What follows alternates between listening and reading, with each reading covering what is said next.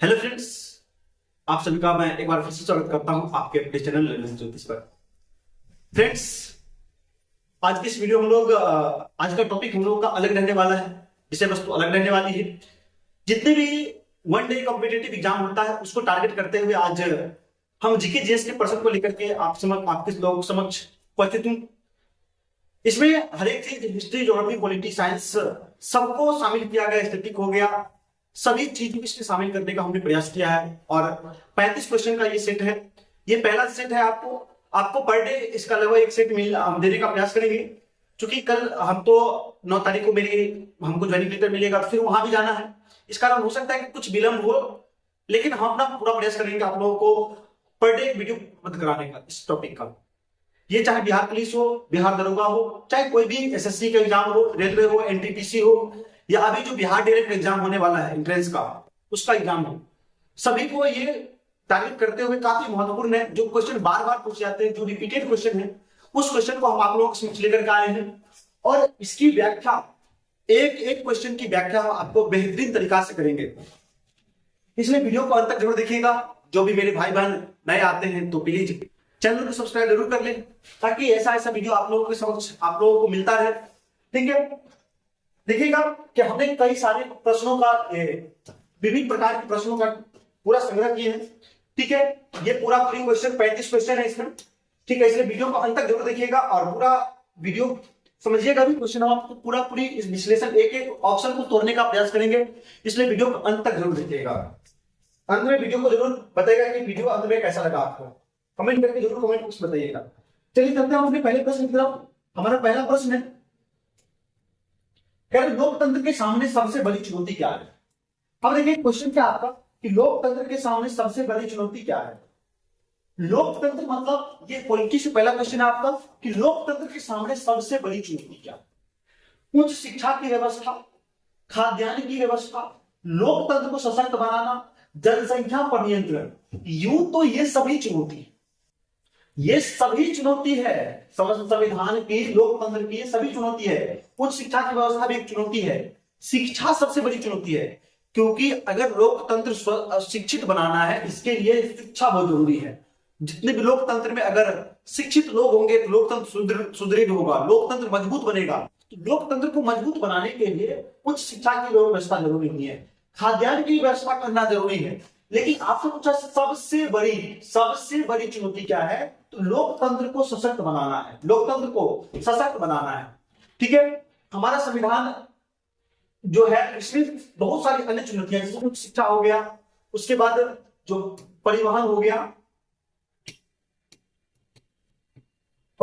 गया, उसके बाद सशक्त बनाना, उसके बाद नागरिक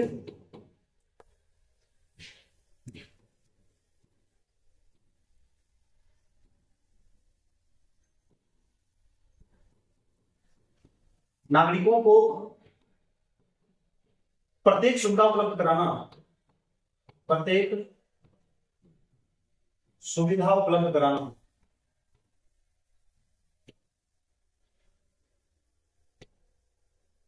सुविधा उपलब्ध कराना, ये सब और भी बहुत सारी चुनौतियां होती है। ये भी जनसंख्या पर नियंत्रण भी एक चुनौती है, क्योंकि अगर ये नियंत्रण नहीं होगा, जनसंख्या नियंत्रण नहीं होगा, तो जाहिर सी बात है कि समाज बुरा हो जाएगा। और जब जनसंख्या बढ़ेगी तो हमें आवश्यकता भी बढ़ती है, वहां पर रिक्वायरमेंट्स भी बढ़ेगा। संसाधन तो हमारे पास सीमित रहती है, लेकिन जनसंख्या बढ़ेगी तो हमारी आवश्यकताएं बढ़ जाएगी, तो संसाधनों पर सीधा प्रभाव पड़ेगा। इसलिए ये जनसंख्या सभी चुनौतियां हैं, लेकिन सबसे बड़ी चुनौती क्या है इसका, लोकतंत्र को सशक्त बनाना है, लोकतंत्र को सशक्त बनाना है। उम्मीद करते क्वेश्चन समझ में आ गया हो। चलते हैं अगले प्रश्न पर। देखिए अगला प्रश्न हमारा है कि निम्नलिखित पर फसलों में से भारत दुनिया में अग्रणी उत्पादकों और निर्यातक है। दुनिया में अग्रणी उत्पादक और निर्यातक किसमें है। इसमें हम मतलब कहने का मतलब क्या कि दुनिया में अग्रणी उत्पादक में भी है और निर्यातक भी है, यानी कि हम उत्पादक में भी सब अच्छे हैं और निर्यात भी अच्छा करते हैं, मतलब उसको बेचते भी ज्यादा।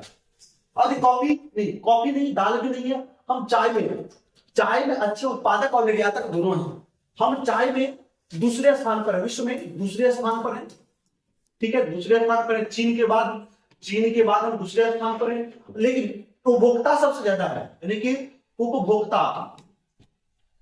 उपभोक्ता सर्वाधिक है चाय की। भारत में चाय के उपभोक्ता सर्वाधिक है, ठीक है ना। आपसे पूछा जाए कि चाय की फसल कहां से लिया गया, तो चाय की फसल सबसे पहले चीन में लिया गया था, ठीक है ना। यूरोपियों द्वारा यानी कि अरबों द्वारा यूरोप लाया गया था चाय की खेती को, ठीक है ना, सबसे पहले चीन में। चीन के बाद फिर धीरे धीरे भारत आया और अन्य देशों में फैलता गया। तो अभी भारत में सबसे ज्यादा चाय कहां पर होता है, तो असम में। भारत में असम में जो चाय होती है सबसे ज्यादा खेती कहां होती है, असम में होती है। दार्जिलिंग में भी होती है, लेकिन सबसे सर्वाधिक कहां होती है, असम में होती है। भारत में कॉफी कहां पर सर्वाधिक होता है, कर्नाटक में। कहां पर, कर्नाटक में। कहां पर, कर्नाटक में। भारत में जो कॉफी कहां होती है सर्वाधिक, कर्नाटक में होती है, ठीक है ना। दाल मध्य प्रदेश में सर्वाधिक होता है। कहां पर, दाल मध्य प्रदेश में सर्वाधिक होता है, ठीक है। उसके बाद दूध को लेकर के चर्चा करें तो दूध की बात आती है तो दूध उत्तर प्रदेश, कहां पर, उत्तर प्रदेश में सबसे अधिक होता है। उत्तर प्रदेश में दूध की उत्पादन सबसे अधिक होती है। कुछ और लिखिएगा, जैसे गन्ना की बात किया जाए तो गन्ना का सबसे अग्रणी उत्पादक, कभी आपको ये बदलते रहता है। दो राज्यों के बीच हमेशा टक्कर रहती है, उत्तर प्रदेश और महाराष्ट्र। इन दोनों राज्यों के बीच हमेशा उठापटक होती रहती है गन्ना को लेकर के। लेकिन चीनी की बात करें तो चीनी में सबसे ज्यादा उत्पादक हो जाएगा उत्तर प्रदेश। चीनी सर्वाधिक कहां पर उपजाया जाता है, चीनी सर्वाधिक कहां पर बनाया जाता है, तो उत्तर प्रदेश में बनाया जाता है, ठीक है। उम्मीद करते हैं कि ये सभी चीज आपको अब याद हो चुकी होगी, ठीक है। इसका आंसर क्या हो जाएगा, चाय हमारा सबसे ज्यादा अच्छा उत्पादक भी है और अच्छा निर्यातक भी है। तो चाय सर्वाधिक भारत में कहां पर होती है, असम में होती है। पूरे विश्व में हमारा कौन सा स्थान है, दूसरा स्थान है, ठीक है ना। कॉफी सर्वाधिक कहां पर होती है, कर्नाटक में होती है। दालें सर्वाधिक कहां पर होगी, मध्य प्रदेश में सर्वाधिक दालें होंगी, ठीक है। अब चलते हैं अगले प्रश्न पर। अगला प्रश्न हमारा है कि मुद्रण की तकनीक सबसे पहले कौन सी तीन देशों में आई थी। किस चीज की, मुद्रण की तकनीक, यानी कि जो छपाई का जो तकनीक है वो सर्वप्रथम कहां पर आया था। तो छपाई की सर्वप्रथम तकनीक होती है वो चीन में आ गई थी। कहां पर, चीन में आई थी। चीन के बाद ही कहीं पर यह फैला था। चीन के बाद जापान में गया था, जापान के बाद कोरिया, ठीक है ना। जापान के बाद कोरिया, इसके बाद कहीं पर गया था। हमारे भारत में भी जो छपाई का कार्यक्रम हुआ था वो पुर्तगालियों द्वारा लिया गया था। इसका सही हो जाएगा चीन, जापान और कोरिया। इसका सही कर लेगा चीन, जापान और कोरिया। सर्वप्रथम कहां पर, चीन में। पहला ऑप्शन में कहीं भी नहीं, आप यहां से भी समझ सकते थे कि चीन, जापान और कोरिया हो जाएगा इसका आंसर, ठीक है। अच्छा, याद रखिएगा कि भारत में, ठीक है ना, भारत में किसके द्वारा, पुर्तगालियों के द्वारा। किसके द्वारा,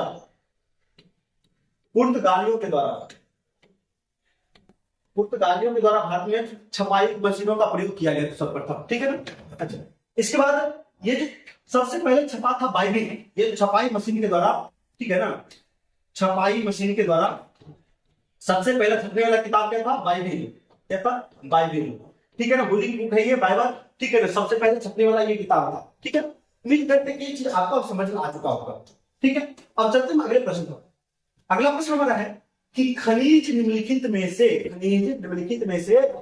किस चट्टान के स्तरों में पाया जाता है, जमा होता है। इससे पहले इसको बताने से पहले देखिए थोड़ा सा हम आपको अलग इस चीज से बताते हैं। चट्टान कई प्रकार की होती है, चट्टानें कई प्रकार की होती है। जैसे देखिए 3 प्रकार की मुख्य रूप से चट्टान को भारत में 3 प्रकार से बांटा जाता है। आग्नेय चट्टान, ठीक है, आग्नेय चट्टान, अवसादी चट्टान और रूपांतरित चट्टान।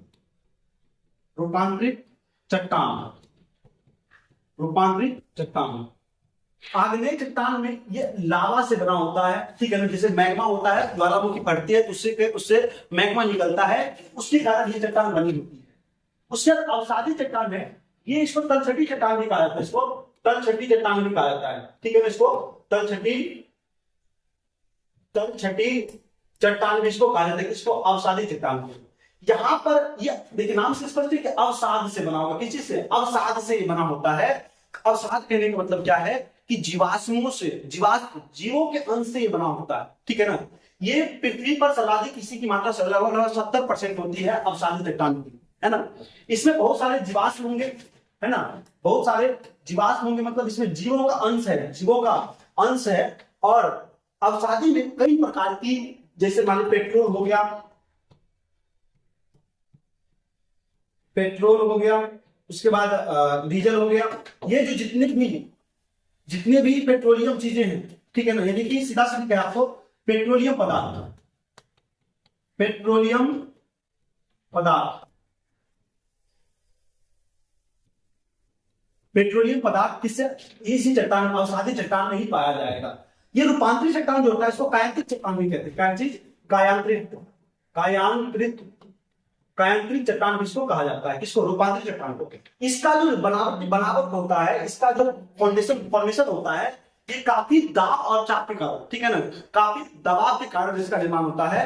इसी दोनों चट्टान से इसका निर्माण रूपांतरित चट्टान या कायांत्रित चट्टान होता है, ठीक है। ये लंबे समय तक, इसका उदाहरण है संगमरमर, ठीक है ना, संगमरमर, संगमरमर इसका अच्छा खासा उदाहरण है संगमरमर, याद रखिएगा। संगमरमर कैसा चट्टान है, रूपांतरित चट्टान, ठीक है। तो अब आते हैं हमारे प्रश्न पर। आपका प्रश्न था कि खनिज का, किस चीज का, खनिज का जो जमाव होता है वो कहां पर सर्वाधिक होता है, खनिज का जमावड़ा सर्वाधिक कहां पर होगा, ठीक है। अब देखिए पहला तल छठी चट्टान, हम आपको बताया किसको कहा जाता है, आपको अवसादी चट्टान, क्या चीज, अवसादी। हम आपको भी बताया था कि इसको क्या कहता है, अवसादी चट्टान कहा जाता है, क्या चीज, अवसादी चट्टान इसको कहा जाता है। आग्नेय चट्टान में किसी प्रकार की जीवाश्म नहीं पाई जाती है। मेटामॉर्फिक चट्टान ये नहीं होगा, इसको रूपांतरित चट्टान कहते हैं, इनमें से कोई नहीं होगा। तो इसका सही आंसर क्या हो जाएगा, ए नंबर, यानी कि तल छठी चट्टान। आपको उम्मीद करते हैं कि आप चट्टान अच्छा से समझ चुके होंगे। अगर चट्टान से क्वेश्चन आता है तो आप गलती नहीं करेंगे। आग्नेय चट्टान में किसी प्रकार की जीवाश्म का, जीवों का अंश नहीं पाया जाता है, इसलिए खनिज इसमें नहीं पाया जाता। क्या, इसमें खनिज की मात्रा नहीं होगी। लेकिन अवसादी में आपको बताया कि 70% खनिज इसी चट्टान में पाया जाता है, ठीक है। उम्मीद करते हैं आपको अच्छा समझ में आ गया होगा। वीडियो कैसा लग रहा है मेरे भाई, कमेंट बॉक्स में कमेंट करके जरूर बताएं, ताकि आप लोगों के लिए इससे अच्छा वीडियो आपको और हम आप लाने का प्रयास करें। थोड़ा सा मेहनत हम आप लोगों के लिए किए हैं, तो आप लोग थोड़ा सा जरूर मेहनत कीजिए, टाइप कमेंट बॉक्स में कमेंट टाइप जरूर कीजिए कि वीडियो कैसा लग रहा है, ठीक है, ताकि हम आप लोगों के लिए इससे अच्छा और वीडियो लाते रहें। अब अगला क्वेश्चन हमारा है कि बाढ़ को रोकने के लिए सबसे उत्तम विधि कौन सी है। ये देखिए कई एग्जामों में क्वेश्चन पूछा जा चुका है। ये आप बीपीएससी तैयारी में, इसमें भी ये क्वेश्चन पूछा जा चुका है ना, बीपीएससी में भी क्वेश्चन पूछा जा चुका है। पहला वन उन्मूलन। देखिए आपको लग रहा होगा कि वन उन्मूलन अच्छा शब्द है। वन उन्मूलन सिर्फ रोका जा सकता है, वन आरोपण, चराई। वन उन्मूलन का मतलब होता है वनों को नाश करना, वनों को नाश करना, वनों का नाश करना होता वन उन्मूलन का मतलब। तो क्या वन उन्मूलन यहाँ पर आपने कहा था कि बाढ़ रोकने के लिए अगर हम वन को नाश करेंगे तो बाढ़ को रोक पाएंगे, बिल्कुल नहीं। बाढ़ को रोकने के लिए हमको बहुत सारा काम करना पड़ेगा, यानी कि वनारोपण करना पड़ेगा, चराई कम करना पड़ेगा, चराई को कम करना पड़ेगा, यानी कि पशुओं द्वारा जो, अभी देखिएगा कि आपके गाँव घर में भी सरकार द्वारा कई बात को लेकर के काम किया जाता है कि आपके गांव घर सड़क के किनारे जो है पेड़ लगाया जाता है, लेकिन वो पेड़ क्या किया जाता है कि पशुओं द्वारा चला दिया जाता है, तो इससे वो पेड़ कोई फायदा ही नहीं होता। इसलिए हमारी भी जिम्मेवारी बनती है कि सब पर ध्यान दे। इसका सेंसर क्या हो जाएगा, वनारोपण हो जाएगा। क्या चीज, इसका सेंसर वनारोपण हो जाएगा, ठीक है। उम्मीद करते हैं आपको ये चीज समझ में आ गया होगा। चलिए हम चलते हैं अगले प्रश्न पर। क्योंकि प्रश्नों की संख्या 35 से थोड़ा सा हो सकता है कि वीडियो लंबा हो जाए, वीडियो को अंत तक जरूर देखिएगा। अंत में साइंस भी है, अभी आपको एसएसटी चल रहा है, आगे साइंस भी है। भारत में पहला जलीय विद्युत संयंत्र कहां लगाया गया था, भारत में पहला जो विद्युत संयंत्र था वो कहां लगाया था, ये दार्जिलिंग में लगाया गया था, ठीक है ना, 1897 में। शिव समुद्रम ये दूसरी थी, शिव समुद्रम दूसरी थी जो 1902 में, है ना, शिव समुद्रम दूसरी थी जो 1902 में लगाया गया था, ठीक है। अच्छा आप लोगों से एक प्रश्न कि शिव समुद्रम किस नदी पर है ना, शिव समुद्रम किस नदी पर यह बनाया गया जल विद्युत संयंत्र है, ठीक है ना। इसका जवाब आप लोगों को कमेंट बॉक्स में कमेंट जरूर कीजिएगा। सोन नदी बिहार में बहती है ना, ये नेपाल से निकल आते हुए सोन नदी गंगा की सहायक नदी है, ठीक है ना। अब चलते हैं अगले प्रश्न पर। अगला प्रश्न हमारा है कि बिहार में राज्यपाल विधान परिषद के कितने सदस्यों को मनोनीत करता है। विधान परिषद बिहार में दो तरह के द्विसदनीय शासन प्रणाली है, एक विधानसभा है विधानसभा है और एक विधान परिषद है, एक विधान परिषद है। ठीक है, अब देखिए विधानसभा और विधान परिषद क्या होता है कि ये तो हर एक राज्य में होता है, विधानसभा हर एक राज्य में होता है, लेकिन विधान परिषद हर एक राज्य में नहीं होता है, कुछ राज्यों में ही है। जैसे आपका बिहार में है, पश्चिम बंगाल में है, यहाँ पर विधान परिषदों की जो संख्या होगी वो इस पर डिपेंड करता है, इसका 1/3 भाग ही विधान परिषद की संख्या हो सकता है।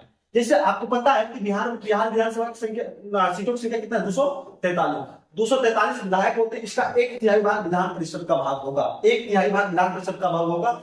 इसमें से राज्यपाल मनोनीत करते हैं, कुछ भाग तो सीधा सीधी, जैसे 1/3 1/3 भाग जो होता है वो विधानसभा से आता है। ठीक है, 1/3 भाग स्थानीय निकाय से आता है, 1/12 भाग मनोनीत किया जाता है। ठीक है, 1/12 भाग इसको मनोनीत किया जाता है राज्यपाल के द्वारा। ये कई क्षेत्र में, जैसे कला हो गया, ठीक है ना, उसके बाद समाज सुधारक हो गया, जैसे समाज सेवी कह सकते हैं, समाज सेवी हो गया। ठीक है, उसके बाद कला हो गया, संस्कृति हो जाता है। ठीक है, संस्कृति, इस सब के जो क्षेत्र के लोग होते हैं उनको मनोनीत किया जाता है 1/12 भाग। ठीक है, इसका आंसर क्या हो जाएगा, 1/12 भाग इसका सही आंसर हो जाएगा।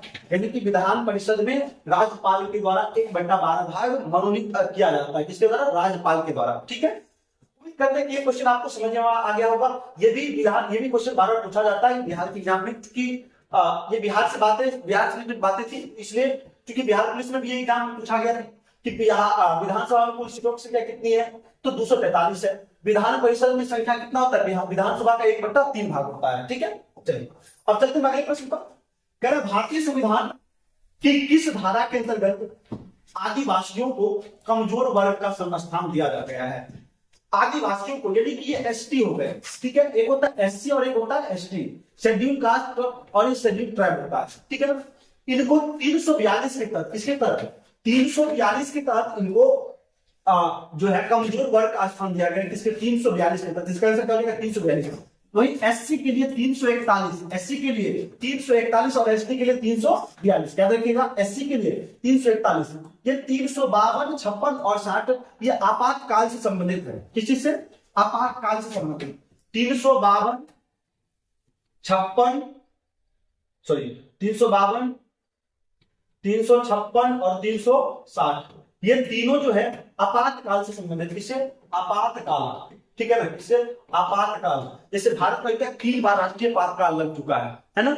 ये जो 356 है ये आपको राज्यों में राज्यपाल के, जैसे अभी हाल फिलहाल में मणिपुर में राष्ट्रपति शासन लागू हो चुका है, तो यहाँ पर राज्यों में राष्ट्रपति शासन लगता है। ठीक है ना, ये राज्यों में राज्यपाल के अनुशंसा पर राष्ट्रपति द्वारा शासन लगाया जाता है राज्यों में। ये 360 होता है वित्तीय आपात से संबंधित होती है। अभी तक भारत में एक बार भी वित्तीय आपातकाल नहीं लगा है, लेकिन राष्ट्रीय आपातकाल भारत में 3 बार लग चुका है। कितनी बार, 3 बार भारत में राष्ट्रीय आपातकाल लग चुका है। ठीक है, उम्मीद करते समझ गए होंगे आप लोग अच्छा से। इसका आंसर क्या हो जाएगा, 342 और 341 किससे संबंधित है, एससी से संबंधित है। 341 एससी से संबंधित है। ठीक है, वीडियो कैसा लगा, हम एक एक ऑप्शन को तोड़ रहे हैं, आप लोगों को काफी मदद पहुंच रही होगी, ताकि एग्जाम ये याद करने में भी रिवीजन आपका हो रहा होगा। ठीक है, चलते हैं अगले प्रश्न पर। 9 नंबर क्वेश्चन है मेरा कि भारत में सबसे बड़ी जनजाति कौन है। देखिए भारत में अभी जो सबसे बड़ी जनजाति है वो है भील। ठीक है, भील। लेकिन 2011 के अनुसार, ठीक है, 2011 के अनुसार सबसे बड़ी जनजाति गोंड थी, सबसे बड़ी जनजाति गोंड थी। ठीक है, तो इसका सही क्या हो जाएगा, भील हो जाएगा। इसका तीसरा नंबर पर आता है संथाल, तीसरा नंबर पर आता है संथाल।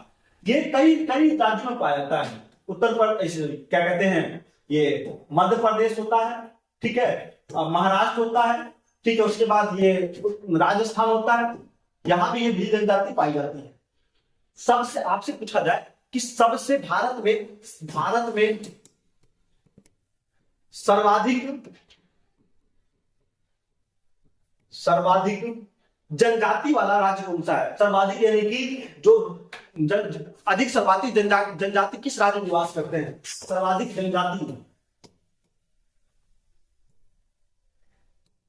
जनजाति वाला राज्य यह मध्य प्रदेश। कौन है, मध्य प्रदेश। मध्य प्रदेश सर्वाधिक वन वाला राज्य नहीं है, सर्वाधिक वन वाला भी राज्य है, लेकिन यहाँ पर 1% वाला जो सर्वाधिक राज्य होता है वो अरुणाचल प्रदेश। सर्वाधिक 1%, ये सर्वाधिक वन वाला राज्य है, सर्वाधिक वन वाला। और सर्वाधिक 1% वाला पूछे आपसे, सर्वाधिक 1% वाला राज्य, तो ये हो जाता है अरुणाचल प्रदेश। ठीक है ना, अरुणाचल प्रदेश। ठीक है, याद रखिएगा। उम्मीद करते हैं समझ में आ गया होगा आपको। सबसे बड़ी जनजाति अभी की वो भील है, दूसरी सबसे बड़ी जनजाति वो आपकी गोंड, दूसरी सबसे बड़ी जनजाति आपकी गोंड। ठीक है, चलिए चलते अगले प्रश्न पर। 10वां प्रश्न कि इंग्लैंड में औद्योगिक क्रांति किस उद्योग से प्रारंभ हुआ था? इंग्लैंड में जो औद्योगिक क्रांति हुई थी वो वस्त्र उद्योग के कारण हुआ था। किसके कारण हुआ था? वस्त्र उद्योग के कारण हुआ था। अधिकतर जगह जो औद्योगिक क्रांति हुई थी वो वस्त्र उद्योग की, क्योंकि उस समय में जो वस्त्र होता था ये सबसे बड़ा उद्योग होता था। हमारे भारत में भी जो सबसे बड़ा उद्योग होता था वो वस्त्र उद्योग होता था जब हम गुलाम थे, है ना। तो हमारा ये इसका आंसर क्या हो जाएगा? वस्त्र उद्योग हो जाएगा। ठीक है, अब चलते हैं अगले प्रश्न पर। अगला प्रश्न हमारा है कि इनमें कौन लोकतंत्र को मजबूती प्रदान नहीं करता है? मजबूती प्रदान नहीं करता है। विविधता में एकता, सर्वधर्म समभाव, विविधताओं में सामंजस्य का अभाव और संघर्ष। देखिए, जब सामंजस्य का अभाव हो जाएगा तो लोकतंत्र मजबूत नहीं बनेगा। सामंजस्य का अभाव कहने का मतलब क्या हो गया कि आपको और मेरे बीच में अगर सही भावना नहीं है, सही संतुलन नहीं है, तो जाहिर सी बात है कि हम दोनों के बीच खटपट होगी, और जब खटपट होगी तो लॉ एंड ऑर्डर बिगड़ेगा। तो संविधान में जो है ये लोकतंत्र में मजबूती प्रदान है, ये कमजोर होता चला जाएगा। जैसे देखिए अभी हिंदू मुस्लिम, इसकी एक सबसे बड़ी उदाहरण दे सकते हैं कि हिंदू और मुस्लिम के बीच ये लोकतंत्र में बड़ा सामंजस्य का अभाव होता है ना, सामंजस्य का अभाव होता है, कंप्रोमाइज वो नहीं करते। इस कारण से ये यहाँ पर भी देखते हैं उस बराबर, कभी वो उसके ऊपर कटाक्ष करता है, कभी वो उसके ऊपर कटाक्ष करता है, लेकिन संविधान सबको बराबर मानता है ना। लेकिन सर्वधर्म समभाव, यानी कि सभी धर्म कैसा होता है? समान भाव का होगा। हमारा संविधान जो है सभी धर्म को समान भाव देना है। विविधता में एकता है। अब देखिए ना, हमारे कल्चर अलग है, दक्षिण भारत का कल्चर अलग है, पूर्वी भारत की कल्चर अलग है, पश्चिम भारत की कल्चर अलग है ना। फिर भी हम लोग कैसे एकता है, विविधता में एकता है, ये अच्छी बात है। इसका सही का विविधताओं में सामंजस्य का अभाव और संघर्ष। ठीक है, विविधताओं का राजनीति पर प्रभाव ये तो होता ही है। ठीक है, क्वेश्चन आपको अच्छा से समझ में आ गया होगा। चलते हैं अगले प्रश्न पर। अगला प्रश्न है कि शांत घाटी किस राज्य में स्थित है? ये क्वेश्चन बहुत बार पूछा जाता है। ये क्वेश्चन इस बार बीपीएससी में पूछा गया था। ठीक है, ये बीपीएससी तैयारी जो एग्जाम हुआ है उसमें ये क्वेश्चन पूछा गया था। क्या छत्तीसगढ़ में नहीं, मध्य प्रदेश में नहीं, ये केरल में। कहां पर? केरल में। ये आपको शांत घाटी जो है ये आर्द्र भूमि, ऐसा भूमि है, आर्द्र भूमि है। ठीक है, आर्द्र भूमि है क्योंकि यहाँ पर बहुत सारी विविधता पाई जाती है। ठीक है ना, यहाँ पर सर्वाधिक जैव विविधता होती है। क्या होती है? सर्वाधिक जैव विविधता होती है। ठीक है ना, जैव विविधता होती है। ठीक है ना, यहाँ पर बहुत जैव विविधता होती है, इसलिए इसको साइलेंट वैली, शांत घाटी के नाम से जाना जाता है। और ये कहां पर है? केरल में है। इसको क्या थी? इसको आर्द्र भूमि के तहत रखा गया है। किसके? आर्द्र भूमि में, है ना, वेटलैंड। अच्छा बताइए आप लोग कि आर्द्र भूमि दिवस कब मनाया जाता है? आर्द्र भूमि दिवस कब मनाया जाता है? ये क्वेश्चन आप लोगों के लिए, आर्द्र भूमि दिवस कब मनाया जाता है? ठीक है, इसको जवाब आप लोग कमेंट बॉक्स में दीजिएगा। उसके बाद बिहार में भी आर्द्र भूमि की संख्या 3 है। बिहार में आर्द्र भूमि की संख्या 3 है। आप लोग बेगूसराय के जो लोग होंगे उनको पता हो कि कांवर झील, ठीक है ना, और एक है नागी, हाल ही में जिसको 2024 में दर्जा दिया गया, और एक है नगटी। ठीक है ना, ये तीनों जो है ये बिहार में आर्द्र भूमि आते हैं। ठीक है, याद रखिएगा बिहार में 3 आर्द्र भूमि प्रदेश है, आर्द्र भूमि क्षेत्र है, कांवर झील, नागी और नगटी, ये तीनों चीज है। ठीक है, उम्मीद करते समझ में आ गया होगा अच्छा से। चलिए अब चलते हैं अगले प्रश्न पर। अगला प्रश्न हमारा है कि पंचायती राज का वर्णन संविधान के किस अनुच्छेद में किया गया है? आप बताइएगा किस, ये जो संविधान की बात तो होती है, इसकी चर्चा किस भाग में की गई है? जो पंचायती राज है इसकी चर्चा संविधान में किस भाग में की गई है और इसकी अनुसूची में की गई है? इसका आंसर हो जाएगा ए नंबर, यानी कि अनुच्छेद कितना है? 40 में, अनुच्छेद 40। आपको पता है कि डीपीएसपी राज्य के नीति निर्देशक तत्व, ये आयरलैंड से लिया गया था। कहां से? आयरलैंड से लिया गया था। इसके तहत ये 36 से लेकर के 51 तक, 36 से लेकर के 51 तक इसकी जो अनुच्छेद है, अनुच्छेद 36 से लेकर के 51 तक डीपीएसपी चलता है, यानी कि राज्य के नीति निर्देशक तत्व। ये सबसे पहले राजस्थान में लागू हुआ था। कहां पर? राजस्थान में पंचायती राज लागू हुआ था सबसे पहले। कहां पर? राजस्थान में, ठीक है ना। अच्छा, अनुसूची से आपसे पूछने की किस अनुसूची में, तो अनुसूची आपको ये 11 में, ठीक है ना। अनुसूची 11 में, अनुसूची 10 में दल बदल है, और अनुसूची 11 में संविधान संशोधन के द्वारा एक अनुसूची जोड़ा गया। क्या चीज? अनुसूची क्या जोड़ा गया आपको? 11। और इसकी जो ये जो भाग होता है, ये भाग 9 में संशोधन करके इसको ऐड किया गया था। किसको? पंचायती राज को, ठीक है ना।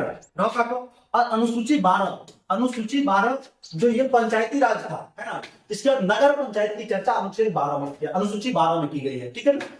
अभी संविधान में, वर्तमान संविधान में बस बात कर ले कि अनुसूची जो अभी वर्तमान में अनुसूची है, अनुसूची कितनी है? 12 है।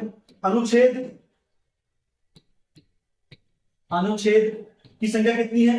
395, ठीक है। अच्छा, भाग की संख्या कितनी है? भाग है 22, ठीक है, भाग 22 है।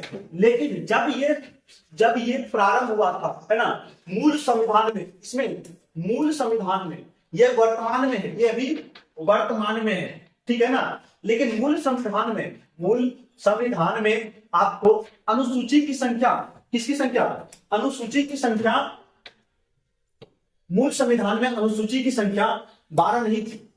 मूल संविधान में अनुसूची की संख्या 12 नहीं थी। यहां पर अनुसूची की संख्या 8 ही थी। कितनी थी? 8 थी। अनुसूची की संख्या कितनी हो जाएगी यहाँ पर? 8। मूल संविधान में अनुसूची की संख्या 8, अनुच्छेद 395 और भाग 22 था, ठीक है। संविधान कब लागू हुआ था? तो 26 जनवरी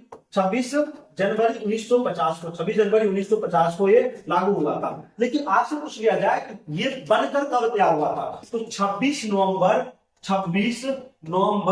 1949 को इसी दिन अंगीकृत, अधिनियमित और आत्मार्पित किया गया था। मतलब इस दिन बनकर के ये तैयार हो गया था। आप लोगों से एक क्वेश्चन है कि संविधान बनने में कितना दिन लगा था? कितना दिन लगा था? इसका जवाब आप लोग हमको जरूर कमेंट कीजिएगा कि संविधान बनने में कितना समय लगा था, ठीक है। चलते हैं अगले क्वेश्चन पर।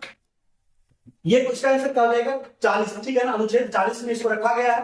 किसको? अनुच्छेद 40 में इसको रखा गया है। चलिए, उम्मीद करते हैं कि आप लोग इतना सारा चीज समझ चुके होंगे, ठीक है।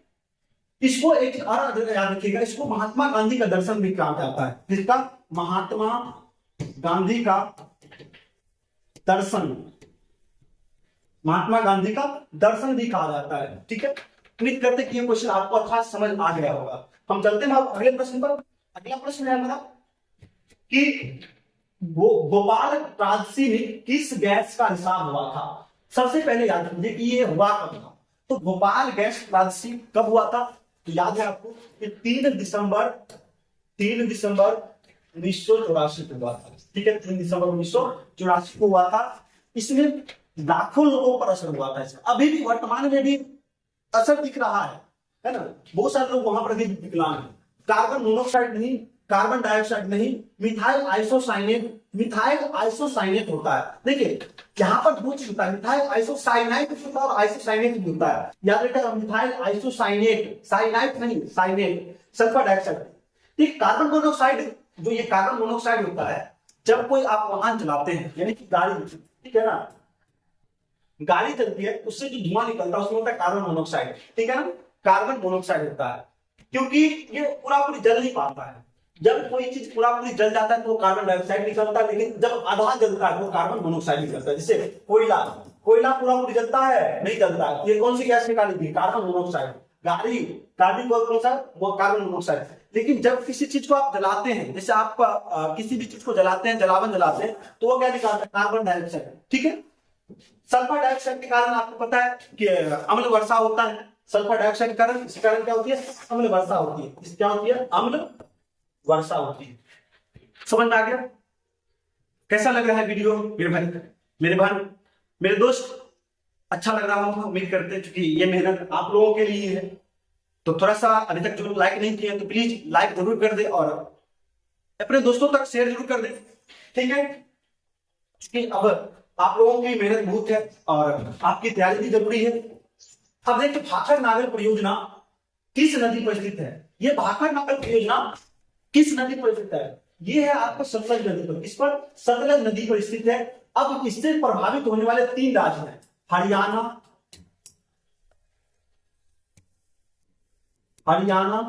पंजाब और राजस्थान। ये जो भाखड़ नागल परियोजना है, ठीक है ना, इसी की सहायता से यानी कि इससे 3 को राज्य प्रभावित हो रहा है, 3 राज्य प्रभावित होता है। कौन कौन? हरियाणा, पंजाब और राजस्थान। इससे प्रभावित होने वाले 3 राज्य हैं, ठीक है ना। आपको याद होगा कि पंडित जवाहरलाल नेहरू के द्वारा जो है बहुघाटी बहुउद्देश्य यानी कि बहुउद्देश्यीय परियोजना, बहुउद्देश्यीय, ठीक है, बहुउद्देश्यीय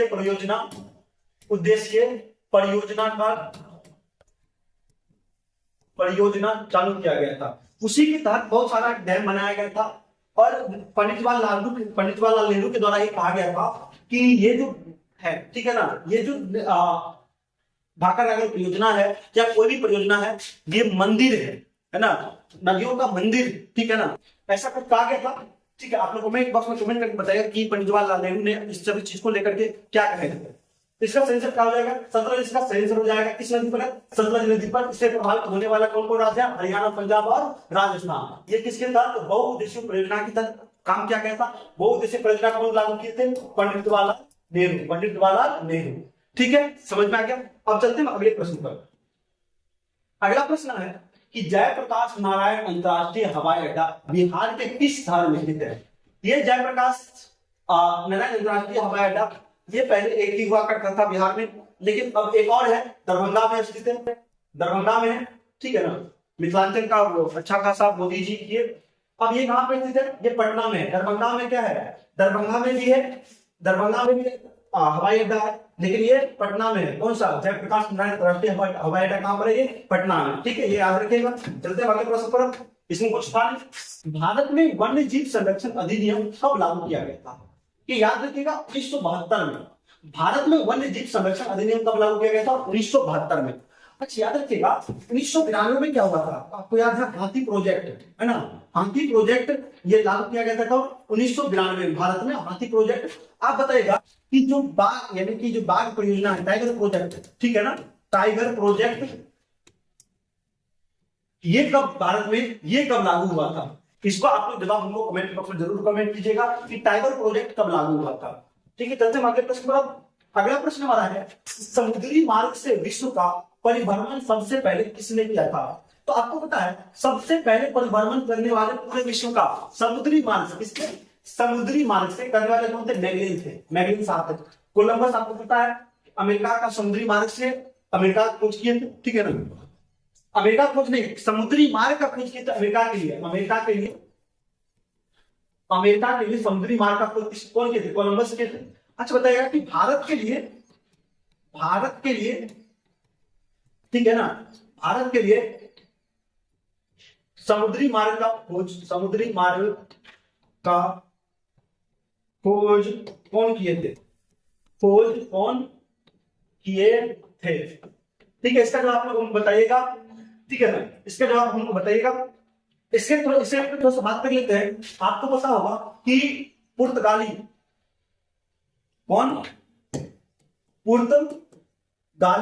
जो है वो सबसे पहले भारत आया था और इसका एक नाम था वास्को डी गामा। क्या नाम था? वास्को डी गामा 1498 में अप्रैल 1498 में भारत आता है। अप्रैल 1498 में भारत आता है। भारत में कहां आता है? तो कालीकट, ठीक है ना, कहां पर? कालीकट में आता है। और किसके दरबार में? तो राजा जमूरीन के दरबार में। किसके दरबार में? तो जमूरीन के दरबार में। किसके दरबार में? जमूरीन के दरबार में आता है, ठीक है ना। तो ये भारत के लिए समुद्री मार्गों का खोज करता है कौन? सबसे पहले कौन? वास्को डी गामा सबसे पहले भारत आता है और समुद्र मार्गों का खोज करता है, ठीक है। इसका सही आंसर क्या हो जाएगा? इसका जो सही आंसर होगा वो मैगलेन होगा, ठीक है। उम्मीद करते हैं कि सारा चीज आपको समझ में आ गया होगा और आप इसका जवाब हमको कमेंट बॉक्स में जरूर कमेंट करके बताइएगा। ठीक है, हम चलते हैं अगले प्रश्न पर। अगला प्रश्न हमारा है, भारत की वित्तीय राजधानी कहां पर है? भारत की जो वित्तीय राजधानी है वो मुंबई है। भारत की वित्तीय राजधानी कहां पर है? मुंबई है। दिल्ली तो ये राजनीतिक राजधानी, ठीक है ना, राजनीतिक राजधानी, ठीक है। जितनी भी राजनीतिक क्रियाएं होती है वो कहां पर होती है? दिल्ली होती है। हैदराबाद और बेंगलुरु ये सब अलग बातें हैं, ठीक है। एक और याद रखिएगा, जो भारत की सांस्कृतिक राजधानी है, सांस्कृतिक, भारत की सांस्कृतिक राजधानी कहां पर है? भारत की सांस्कृतिक राजधानी, ठीक है ना, सांस्कृतिक राजधानी ये कहां पर है? ये आपको पता होगा, वाराणसी में। कहां पर? वाराणसी में। वाराणसी में इसकी राजधानी है, ठीक है ना, वाराणसी में इसकी राजधानी। कौन? सांस्कृतिक राजधानी कहां पर है? वाराणसी में। दिल्ली से पहले जो है ये इसकी राजधानी कहां, भारत राजधानी कहां हुआ करता था? तो ये कोलकाता हुआ करता था। कहां पर? कोलकाता हुआ करता था, ठीक है ना। लेकिन 1911 में, ठीक है ना, ये दिल्ली इसको ट्रांसफर किया गया था। उम्मीद करते हैं कि ये चीज आपको समझ में आ गया होगा। ठीक है, चलते हैं अगले प्रश्न पर। अगला प्रश्न हमारा है कि मैंग्रोव का सबसे अधिक विस्तार कहां पर है? मैंग्रोव वन का सबसे अधिक विस्तार कहां पर है? ठीक है ना, मैंग्रोव का जो सबसे अधिक विस्तार है वो कहां पर है? क्या अंडमान निकोबार द्वीप समूह के तटीय भाग में है, सुंदरवन में है, पश्चिमी तटीय प्रदेश में, या पूर्वोत्तर राज्य में है? तो आपको पता होगा कि मैंग्रोव वन कहां पाया था? दलदली क्षेत्र। कहां पर? दलदली क्षेत्र में, ठीक है ना, दलदली क्षेत्र में पाया जाता है, ठीक है। आप देखिएगा कि सभी दलदली क्षेत्र है, लेकिन जो मैंग्रोव होता है वो सुंदरवन में पाया जाता है। कहां पर? सुंदरवन। आपको पता है कि सुंदरवन जो है, सुंदरवन डेल्टा में सुंदरी नामक वृक्ष, इसके सुंदरी नामक वृक्ष के होने के कारण इसका नाम क्या है? सुंदरवन पड़ा है, ठीक है। ये सर्वाधिक तेज गति से, है ना, तेज गति से बढ़ने वाला मैंग्रोव वन है, बढ़ने वाला वन। कौन सा? मैंग्रोव वन जो है सबसे तेज गति से बढ़ने वाला है और सर्वाधिक विस्तार भी है ना, विस्तार भी बहुत जल्दी इसका होता है, विस्तार भी इसकी सर्वाधिक होती है। इसका जो सुंदरवन डेल्टा का जो निर्माण होता है 3 नदियों से होता है, गंगा, ब्रह्मपुत्र और मेघना। इस तीनों नदी का जो मुहाना बनाता है वो किस चीज का निर्माण करती है? वो सुंदरवन डेल्टा का निर्माण करती है, ठीक है। उम्मीद करते ये भी आपको समझ में आ गया होगा। चलते हैं अगले प्रश्न पर, ठीक है। 21वां नंबर क्वेश्चन है कि जल का शुद्धतम रूप है। अब यहां से साइंस प्रारंभ हो रहा है आपका, ठीक है ना। वो एसएसटी 20 क्वेश्चन एसएसटी का था, अब साइंस प्रारंभ हो रहा है। अब सबसे जो शुद्धतम जल है वो कौन सा है? क्या सबसे शुद्धतम जल आपका, जो सबसे शुद्धतम जल है वो क्या समुद्र का जल है? क्या वो वर्षा का जल है? क्या वो नल का जल है? क्या वो आशुद्ध जल है? इसमें से कौन सा सबसे शुद्धतम जल है? आप कहिएगा कि आशुद्ध जल सबसे शुद्धतम होता नहीं, वर्षा का जल शुद्धतम होगा। सबसे जो शुद्धतम जल होता है वो कौन सा होता है? वर्षा का जल होता है, क्योंकि इसका पीएच मान, इसका जो पीएच मान होता है वो कितना होता है? 7 होता है, 7 होता है। जिसका पीएच मान 7 होगा वो क्या होगा? और शुद्धतम होगा। अगर जिसका मान पीएच या पीएच मान 7 से कम होगा तो वो अम्लीय हो जाता है। क्या होता है? अम्लीय हो जाता है। अगर 7 से अधिक होता है, 7.1 हो जाएगा तो ये क्षारीय हो जाता है, ठीक है। ये कैसा होता है? क्षारीय होता है। तो अब बताइए कि समुद्र के जल का पीएच मान कितना होगा? अम्लीय होता है कि क्षारीय होता है? जरूर बताइएगा कमेंट करके, ठीक है ना। अशुद्ध जल ये भी एक जो है दवा के साथ दवा प्रयोग करने वाला ये जल है, ठीक है ना। जल का सबसे शुद्धतम रूप क्या है? वर्षा का जल है, ठीक है ना। क्या वर्षा का जो है केमिस्ट्री क्या सूत्र होता है? H2O। क्या होता है? H2O। इसके अनुपात कितने होते हैं? 2:1 होती है, ठीक है। इतना चीज समझ में आ गया। अब चलते हैं अगले प्रश्न पर। अगला प्रश्न हमारा है कि वायु के नमूने में क्या है? वायु के नमूने में क्या है? केवल ऑक्सीजन गैस, केवल ऑक्सीजन और nitrogen gas, carbon dioxide gas, oxygen, carbon dioxide, nitrogen, जलवाष्प और कुछ अक्रिय गैस। इसका सही आंसर क्या हो जाएगा? डी नंबर इसका सही आंसर हो जाएगा, क्योंकि वायु क्या है? मिश्रण है। वायु क्या है? मिश्रण है। क्या है ये मिश्रण है, ठीक है। ये कई गैसों का मिश्रण है। वायु क्या है? गैसों का मिश्रण है, क्योंकि इसमें कोई समान अनुपात में नहीं होता है। ऑक्सीजन भी है, नाइट्रोजन भी है, कार्बन डाइऑक्साइड भी है। अच्छा, ऑक्सीजन की मात्रा कितनी है? ऑक्सीजन की मात्रा कितनी है? 21% एवं यानी कि लगभग 21% है, ठीक है ना। और जो आपका नाइट्रोजन है इसकी मात्रा कितनी है? इसकी नाइट्रोजन की जो मात्रा होती है वो कितनी है? आपको 78%, लगभग 78%, नाइट्रोजन की मात्रा कितनी है? नाइट्रोजन की मात्रा कितनी है? लगभग 78% है। ठीक है। कार्बन डाइऑक्साइड 0.03% है। इसके अतिरिक्त तो अन्य गैसें हैं ना, ठीक है ना, वो सब हो जाता है। जलवाष्प भी होता है वायु में, ठीक है ना, और कुछ अक्रिय गैस भी होते हैं, ठीक है ना। इसका सही आंसर क्या हो जाएगा? डी नंबर इसका सही आंसर हो जाएगा। ठीक है, उम्मीद करते हैं कि आपको अच्छा से समझ आ गया होगा। चलते हैं अगले प्रश्न पर। लोहे की वस्तुओं में जंग क्या बनने से लग जाती है? जो लोहा होता है उस लोहे में जो जंग लगता है वो किसके कारण जंग लग जाता है? क्या फेरस क्लोराइड के कारण, क्या फेरस और फेरिक हाइड्रोक्साइड के कारण? ये कई एग्जाम में पूछा जा चुका है ना, कई बार ये एसएससी एग्जाम में तो कई बार पूछा जा चुका है। ये जो बीपीएससी इस बार हुआ है बीपीएससी, ठीक है, इसमें भी ये क्वेश्चन आपको ये पूछा गया था कि लोहे की वस्तुओं में जंग क्या बनने से लग जाती है? ठीक है, तो इसका आंसर हो जाएगा फेरस और फेरिक हाइड्रोक्साइड के बनने से लग जाती है। किसी फेरस और फेरिक हाइड्रोक्साइड के कारण लग जाती है। अच्छा, जंग लगता है क्यों? हम लोग थोड़ा सा इस पर चर्चा करते हैं, जंग लगता क्यों? जंग की बात कर लेते हैं, जंग लगता क्यों थोड़ा सा। अब देखिए, जब कोई इसके लिए जो उपयुक्त वातावरण होना चाहिए, जैसे ऑक्सीजन, किसकी उपस्थिति होनी चाहिए? ऑक्सीजन की उपस्थिति होनी चाहिए, नमी की उपस्थिति होनी चाहिए, किसकी? नमी की उपस्थिति होनी चाहिए। यहां पर अभिक्रिया करता है लोहा, है ना, लोहा के साथ जो होता है और वो जो फेरिक और फेरस हाइड्रोक्साइड होता है वो अभिक्रिया करता है, ठीक है ना। अभिक्रिया करके उसमें क्या बनाता है? ये जंग।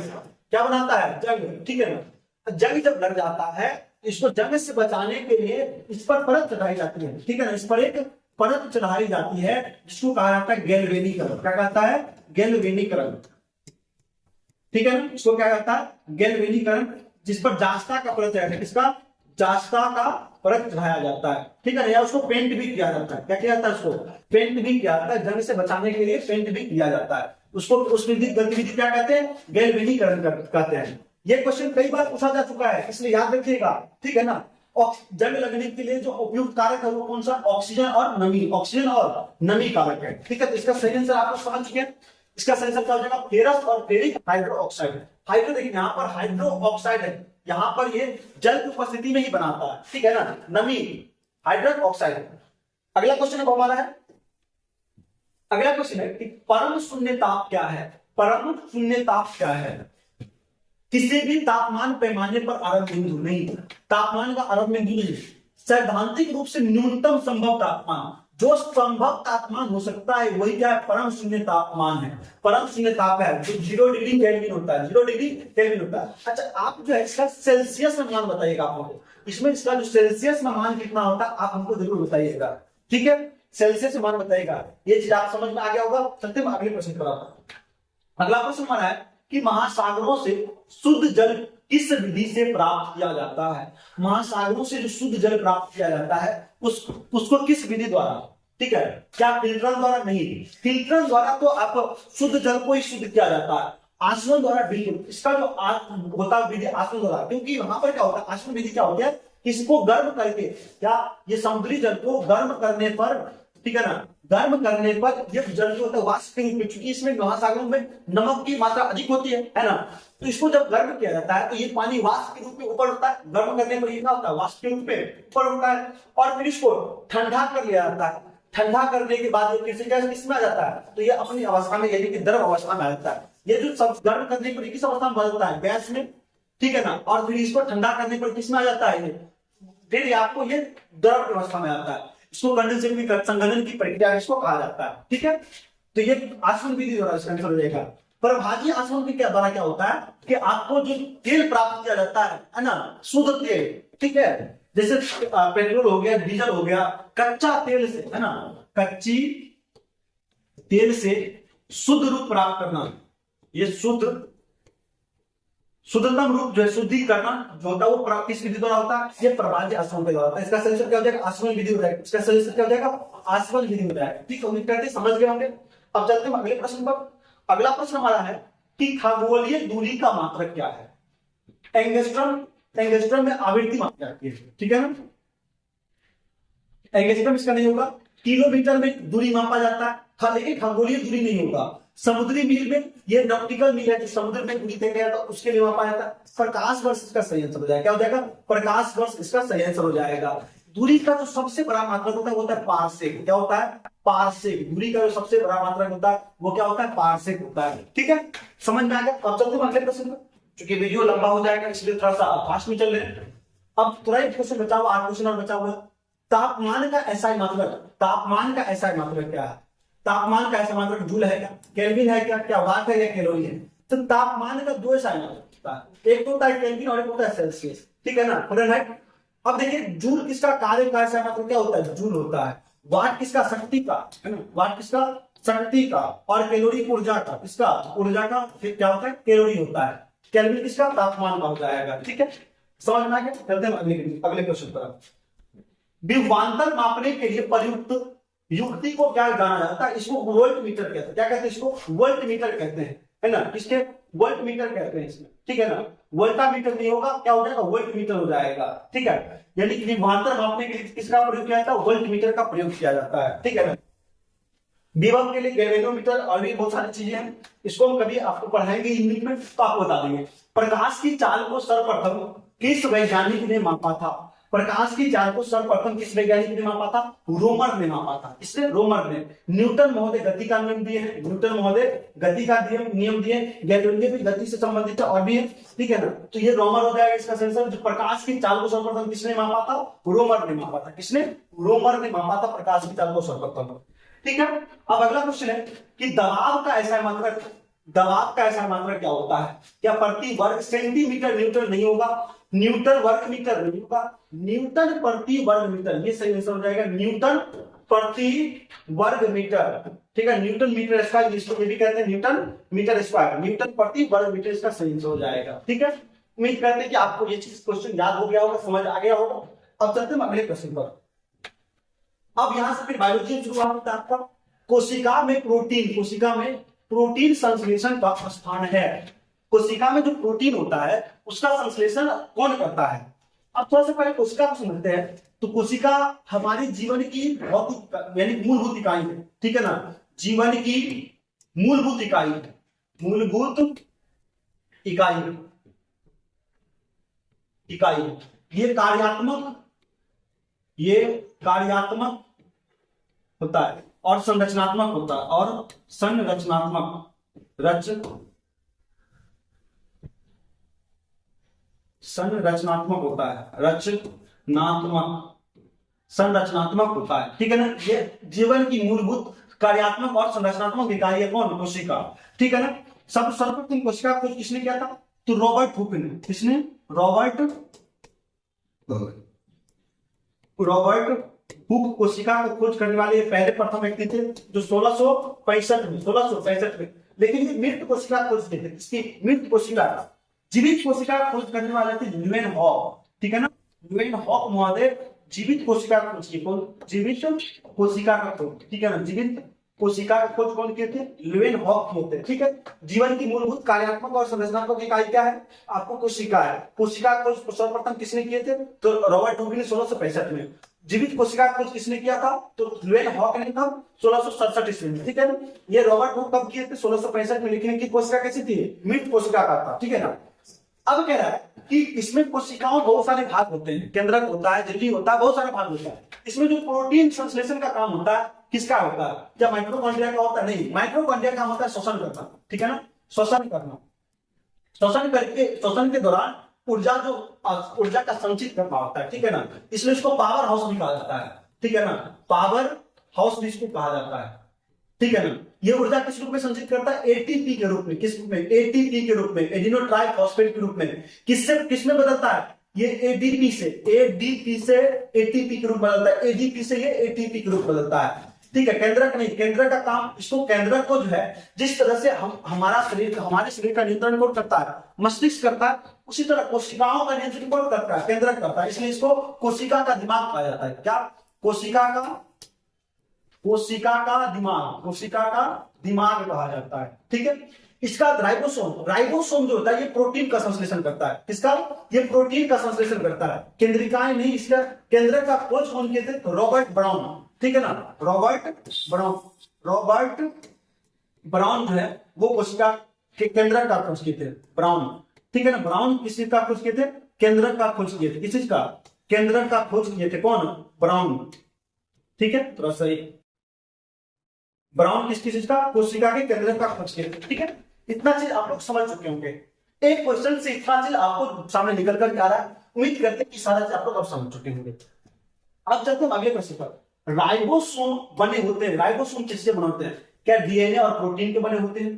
क्या केवल डीएनए के बने होते हैं, या आरएनए और प्रोटीन के बने होते हैं, या आरएनए और डीएनए के बने होते हैं? इसका जवाब आप लोग उनको कमेंट बॉक्स में कमेंट कीजिएगा, क्योंकि अभी हम आपको बताए हैं कि ये प्रोटीन का संश्लेषण करता है, क्या इसमें आरएनए होता है या डीएनए होता है? ठीक है ना, इसका जवाब आप लोग हमको कमेंट बॉक्स में जरूर कमेंट कीजिएगा। ये प्रश्न आपके लिए। ठीक है, हम चलते हैं अगले प्रश्न पर। अगला प्रश्न हमारा है, कोशिका का पावर हाउस कौन है? अभी आपको तुरंत बताएं कि कोशिका का पावर हाउस कौन है। क्लोरोप्लास्ट जो होता है वो पादप में पाया जाता है। किसमें? पादप में पाया जाता है क्लोरोप्लास्ट। उसको कहते हैं हरित लवक। क्या कहते हैं? हरित लवक। यानी कि क्लोरोफिल के कारण जो पौधा होता है वो हरा होता है। गोल्जी गाइड दोनों में होता है। इसका काम होता है स्थानांतरण करना। क्या?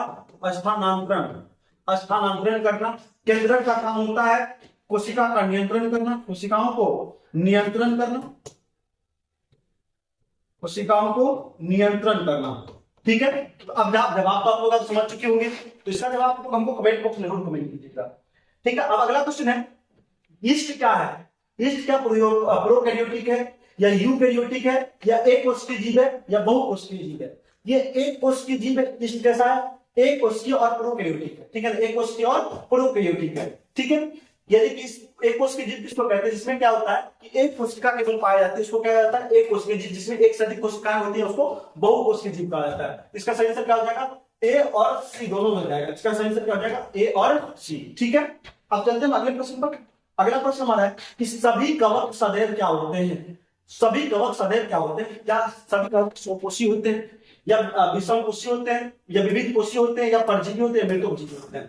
आपको पता है कि लीफ टेकर पौधे, लीफ टेकर, ठीक है, इन्होंने सजीवों को 5 जगत में बांटा है। कितने जगत में? 5 जगत में बांटे हैं। ठीक है ना, क्या क्या? प्रोटिस्टा, प्रोटिस्टा, मोनेरा,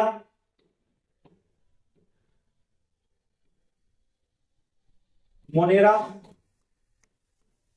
उसके बाद कवक, पादप और जंतु, पादप और जंतु, ये 5 जगत में बांटे हैं। ठीक है ना, अब ये जो कवक होता है ये हमेशा दूसरों के ऊपर उगता है, यानी किस पर? दूसरों के ऊपर उगता है। ये क्या हो जाएगा? मृतोपजीवी हो जाएगा। ठीक है ना, किस पर? हमेशा दूसरों पर उगता है। स्वकोषी कौन? ये हरे पेड़ पौधे, हरे पेड़ पौधे, हरे पेड़ पौधे क्या होते हैं? हमेशा स्वकोषी होते हैं। ठीक है, विविध कोशिका क्या? जो दूसरों पर विभिन्न प्रकार से आपको निर्भर रहता है। परजीवी जो दूसरों पर निर्भर रहता है। ठीक है, ये था आपका कुल 35 प्रश्न। वीडियो कैसा लगा? सभी प्रश्न कैसे लगे? अभी भी कमेंट करके जरूर कमेंट करके बताइए कि वीडियो कैसा लगा। और अभी तक जो भी लोग हमारे चैनल को सब्सक्राइब नहीं किए हैं तो ऐसे ऐसे वीडियो के लिए चैनल को सब्सक्राइब जरूर कर लें, ताकि आपको इसकी जानकारी, आपको ऐसे ऐसे वीडियो आपको लगातार मिलता रहे। ठीक है, फिर मिलते हैं नेक्स्ट वीडियो में। तब तक के लिए धन्यवाद।